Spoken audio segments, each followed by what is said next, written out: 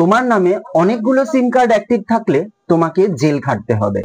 এমনকি যদি তোমার অজান্তে তোমার নামে অন্য কেউ কোনো সিম কার্ড তুলে কোনো রকম বেআইনি কাজকর্ম করে, তাহলেও তোমাকে জেল খাটতে হবে। তাহলে তোমার নামে কতগুলো সিম কার্ড এখন অ্যাক্টিভ আছে কিভাবে চেক করবে?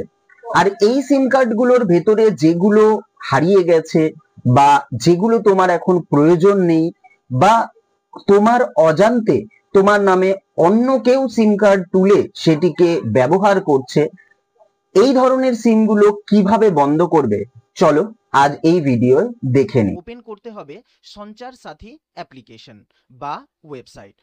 এই ওয়েবসাইটটি ওপেন হওয়ার পর সিটিজেন সেন্ট্রিক সার্ভিসেস অপশনে গিয়ে ক্লিক করবে। ক্লিক করলে এইরকম একটি অপশন খুলবে।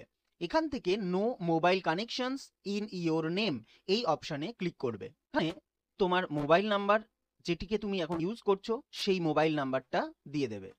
নিচে যে ক্যাপচা রয়েছে সেটি এখানে টাইপ করবে। ভ্যালিডেট ক্যাপচা অপশনে ক্লিক করবে।